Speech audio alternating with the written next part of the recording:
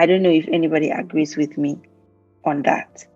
If you want to review a document, you read the abstract, you probably read the introduction and the conclusion before you sit down to really analyze. What would you say is the most important part of an academic writing? And if no part is better than the other, let us know and give us a critical thinking or critical analysis there. Why do you think so?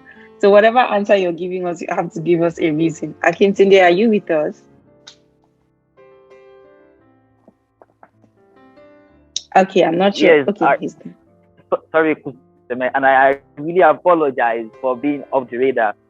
Like, I'm just very, I'm trying to run away from the crowd. That was why it took me so long to respond to you. Now, I don't think there is, the most important or the least important part of any academic, essay. I don't think so. I think, especially because each of these sections, are trying to do something, in helping to let the viewer, your reader, understand the issue. I remember that when I got my feedback for my dissertation, the second reviewer said the most interesting part for her, according to her, would be the positionality, and I was actually shocked, and that was me speaking about what inspired the topic, and then I waved it around some academic theory, and then some other things, and she said that was what stood out for her, in a way. I've written essays where the lecturer would say, and the reviewer would give feedback and say what they loved about it would be how I was able to infuse a conceptual clarification alongside the theoretical framework, So it's not cast in stone. So there is no, and of course, generally your essay should always reflect that you've been able to review academic scholarship, and that makes literature review the most interesting part, especially because the lecturer won't understand that you have done extensive review to know that there are gaps existing in the kind of work you're trying to work on. It doesn't make any sense and that's why they are particular about the recency of your references. So if you are working on your literature review and all your references, will be capturing 2016. What that means would be that 2017 that might have been additional work, 2018, 2019, 2020, 2021. So you can't be saying you're working on an essay, for instance, and all your literature review just captured, 2016 or earlier. You understand what I mean? So it's not pretty much like there is one rule that says one is the best part, because your introduction is you trying to say, see, this is the background, this is what I'm working on, this is what people have written about these, but I am saying that this is not substantial enough. I am trying to fill in the gap.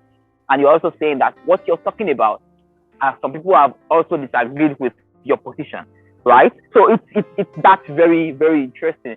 But I try to adopt storytelling in almost all my writings. In my when you see me to do something. I remember there was one article that I was writing that I actually used a screenshot from the one I worked on, Hensal. It was the screenshot that ignited the Hensal protest. Sorry for non-Nigerians who are here. I apologize for using this example. But the tweet that ignited the Hensal protest last year, where when the police shot one guy in Delta State, that was my opening statement. And let me shock you.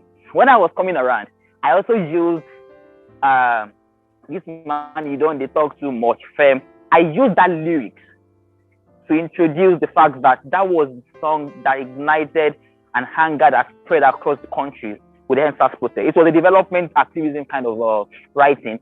And the lecturer later he said, you have to play me the music. I mean, after the grade, you already finished the it was like I should play the music to him. That he was interested that I would, and the video had said that he did not even record that music for the protest, but it became popular.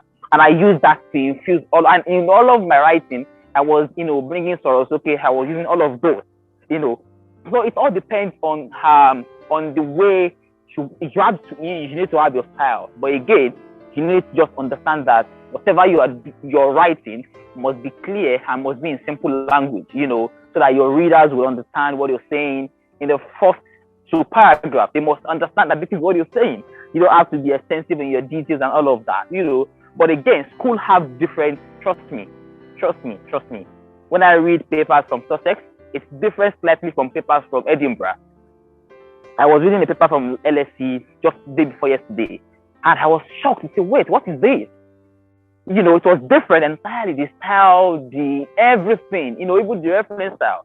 Even at Sussex, people that are in the business school, they have a different style. Myself at the global studies, different style. IDS, they have a different style. So it's pretty much you understand. And this would just be my, maybe not the question Kuseme asked anyway, but just to say that, in all of your writings, try to read those who have been there before you. I mean, those who studied your course, right, who offered that module. I think that would really help you to understand what it is. And it's also not bad. I don't know. You can also ask a lecturer and say, what are you expecting from me? I mean, I ask that question a lot. What do you want? What do you want to read? Sometimes if they are British, they are not very sure. They will say, I don't know, I'm afraid. They are not very clear about what, but they would say, I would want something like, then that's where I go read them. But again, if there is the best way or best part of the essay, the most important thing is how you wire your story. Don't forget, you can be a great writer, but if you are not able to articulate your point, it may not really get you the best of grades. But if you are a great writer and you can echo your point clearly, you don't have to use big grammar that people will be confused about. No. Go straight to the point. I mean, get on it. And that's it. I don't know if that's it, but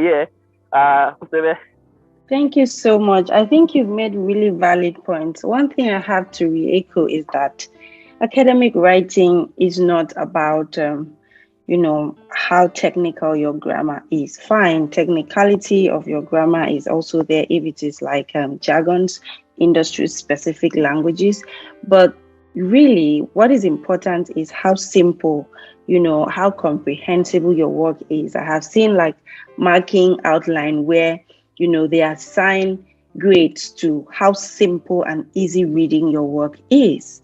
When you use your Microsoft option or to edit your work or to review your work, you're going to see your word count, your readability.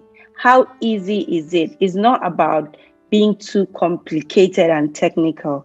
Make your work easy to read. I know that we are running out of time. There's so much to still talk about. So I'm just going to want us to talk about plagiarism because it is very important. Even if we don't talk about any other thing, let's talk about plagiarism and referencing.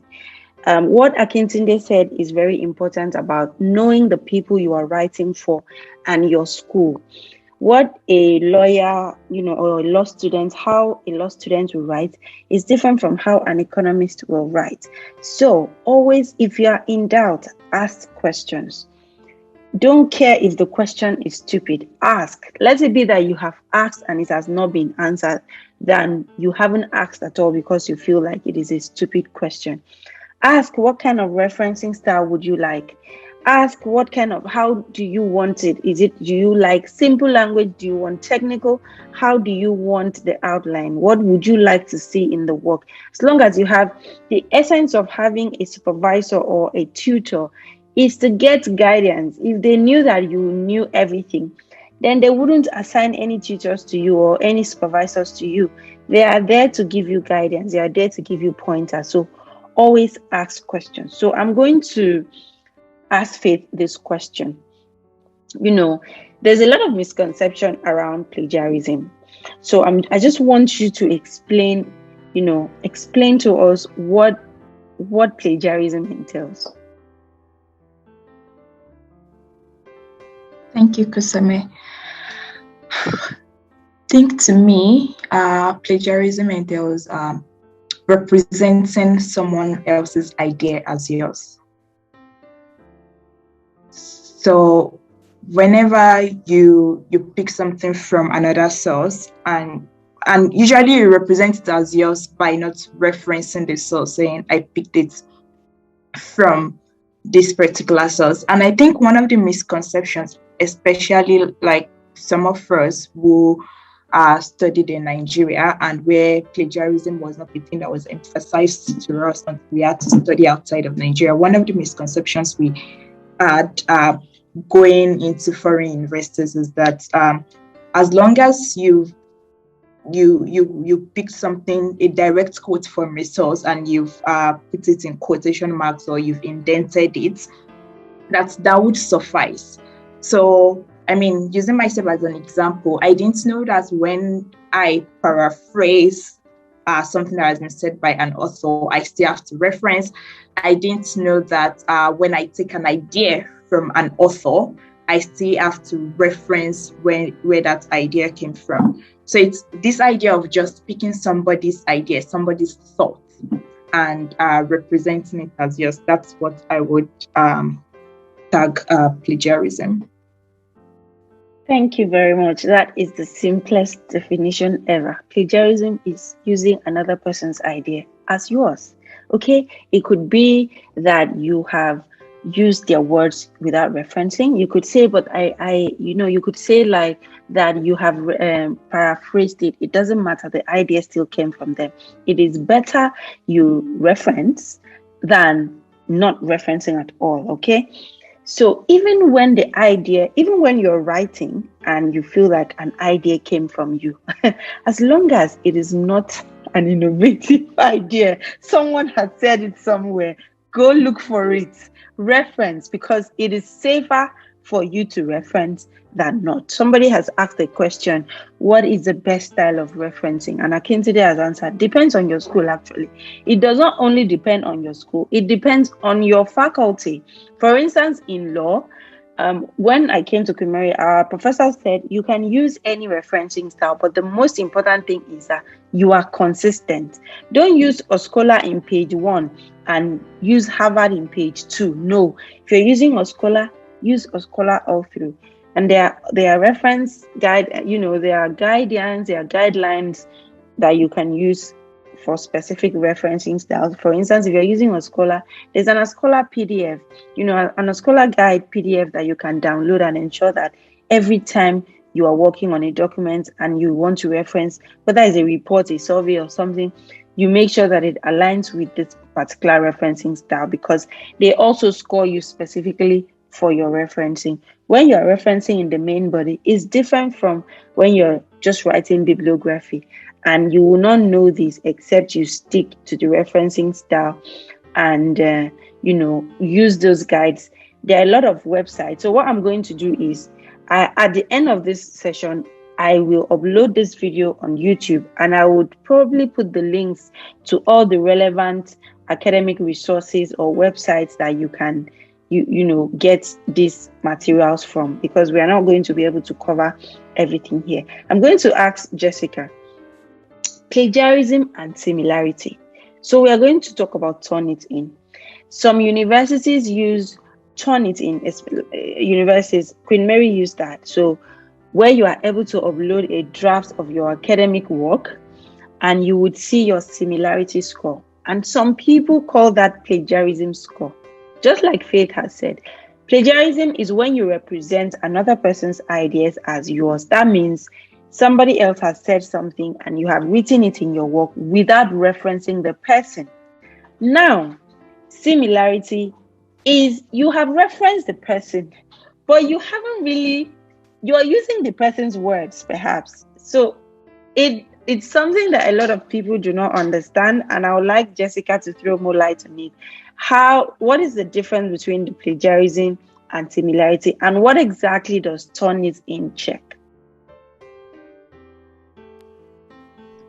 Sure. I'll start with kind of the similarity question. And I think, when you're making your own ideas, of course, when you're doing research, your overall analysis and your take on your topic is, of course, going to be informed by your research. But a good way to do so, sometimes the idea or the argument you're making may be similar to some other sources, or those sources may have inspired that particular argument or piece of your writing. In that case, depending on the citation form that you use, when in doubt, always include a reference. So what I do if I'm, looked at some particular barrister or QC's article and I came up with my own idea, but based upon my understanding of that, I will just drop a footnote saying, see, so-and-so this. So at least that way, when the reader's looking at it, they know that it's my own idea. But if they're interested in where the idea, or the formulation of something similar came from, there's a reference. If you're using someone else's words, or even paraphrasing, if you're using someone else's direct words, even if it's just a couple of them, always quote it and always include a citation. If you're paraphrasing, always include a reference. My biggest advice on plagiarism is that when you are unsure if it is your idea or it is a quote from somewhere, to be on the safe side, always include a reference. Because I know someone who has undergone recently a plagiarism complaint on one of their papers, and they said, I realized I probably didn't cite enough, but I referenced the scholars in my sentences, but I didn't put the citations. That's a perfect example of where if you're referencing it in your writing, do put a footnote. So I hope that answers the first part. And I think with Turnitin, other schools use this, and I can tell you my experience and what I'd recommend. If it doesn't work for you, contact your university immediately and address the problem, because it's a very useful tool for you to review your draft. Because when you're writing, especially something that's longer, like a dissertation or a thesis, you're going to lose track sometimes of something that you may have forgotten to cite or may have forgotten to check, because we're all human, that happens. So if you're using Turnitin, or you're doing an exam, for example, and you're just under time pressure and you're stressed, so it's a great resource to use for that. So what Turnitin checks is they check for similarity and direct phrasing, and also if your citations match somebody else's, because this happened to me. So what it'll do is it'll generate a percentage at the end of your, some people call it a plagiarism score, but it's really a similarity score of what your different sentences and your ideas come from with other resources.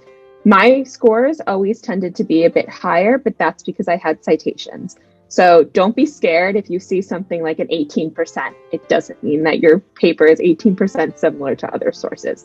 So the best thing to do is look at your score and open it up and review it carefully. So for example, in my dissertation, it kept picking up duty of confidentiality or duty to disclose as plagiarism or similarity. And I knew, okay, I can ignore those. It's just a phrase.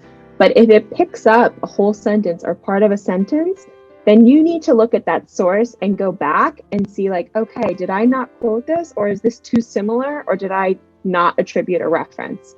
That's where it really matters. Also, what comes up in the check that also will help you give peace of mind, if it's telling you that your sentence or idea is similar to another dissertation or thesis that's not publicly available, do not worry about those, because you don't have access to those. It's more about the sources that you have publicly access to or you access as a researcher. So my recommendation with Turnitin is always review your Turnitin draft and what it flags before you submit your final paper. But those are just things that I've come across in the Turnitin. But if you have a similar software, it's a great way to ensure that you definitely don't have any plagiarism, and gives you an opportunity to go back and fix things that may be flagged. It's always better to err on the side of caution with plagiarism and referencing, rather than just ignoring it or not checking it at all. Thank you so much, Jessica. I know that some schools like University of Warwick, they do not have Turnitin available to their students. So at that point, what you should do, just try to ensure that if you are quoting a source, you paraphrase. Do not put direct quotation in your work from start to finish. If it enters Turnitin, it's going to be similar. So in essence, Turnitin doesn't really check your plagiarism, it checks your similarity score. So for instance, you may reference all the ideas you have inserted in your work, but it might be 50% similar. Why? Because you haven't paraphrased your points.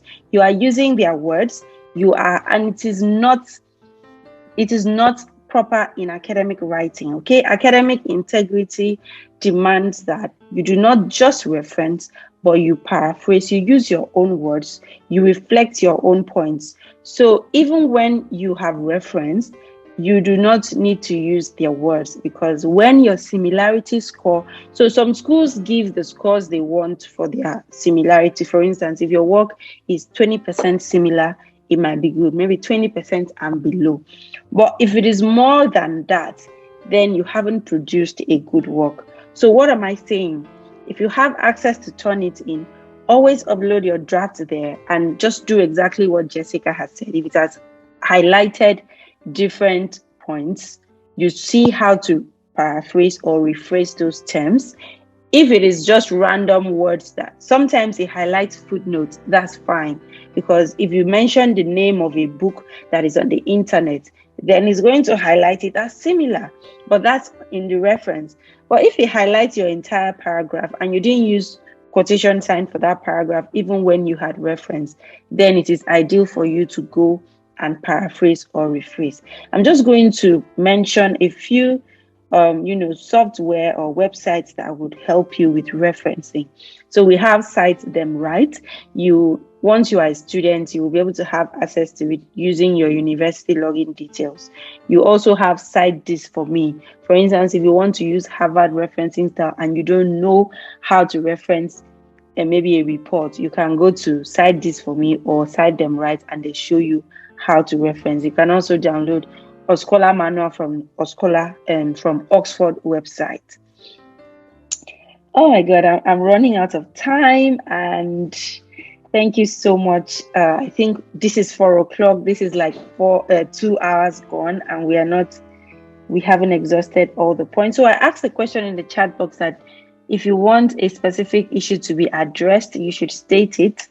And I haven't really gotten anything yet. So I want to believe that we have addressed lots of, important issues that the audience would like to hear. Let me just look for one last point I think is important for us to address before we bring this session to a close. Okay, I'm just going to ask one last question to all our presenters or all our resource persons today. Thank you so much to the audience for staying, and thank you so much to our presenters. So my last question will be to everyone. We'll start with Raina, and we'll go to Faith, Akintinde, and then Jessica, and then I'll just give a closing remark. Now, what would you say must be present in any work that must earn a distinction in academic writing? I understand that we had said earlier that you should aim to write to be understood, not to earn a distinction.